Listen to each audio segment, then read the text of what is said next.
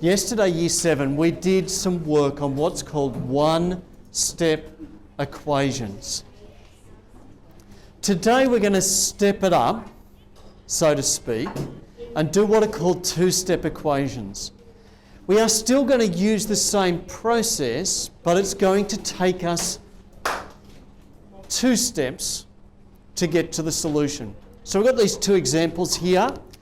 The first one that we have is 2x plus 7 equals 9. Now yesterday you would have just got a question that was like x plus 7.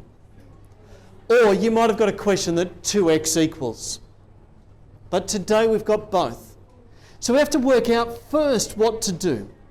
And the first thing to do is always try and get the term, as it's called, with the letter by itself. So the last thing that's being done to this is to add 7. So if we're backtracking, we're going to take 7 away.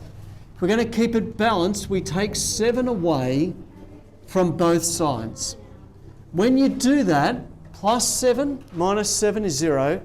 9 minus 7 is equal to 2. But this is where we now move to our second step. We need to get x on its own. So the last thing that's been done is to multiply by 2. So we divide by 2. And our answer then is 1.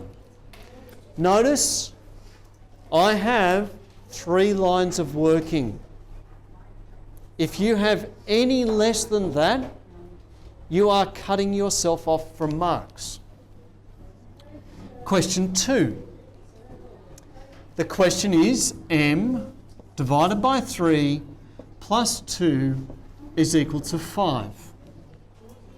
To do this question, this is the first term with the letter. I want to get it on its own. The last thing that's been done is to add 2. So the reverse of that, to backtrack, is to take 2 away from both sides. So then I have m over 3 is equal to 5. All right, that's the first step. Now I want to get the variable, the pronumeral, the letter on its own. The last thing that was done is to divide by 3. So I want to multiply by 3. And I do that on both sides. And when I do that, the 3's cancel out. You can see that hopefully, because times 3 divided by 3, I'm back to the number. And I do 5 times 3, which is 15. I've had to do again 2 steps. They're called two-step equations. It's still the same sort of work.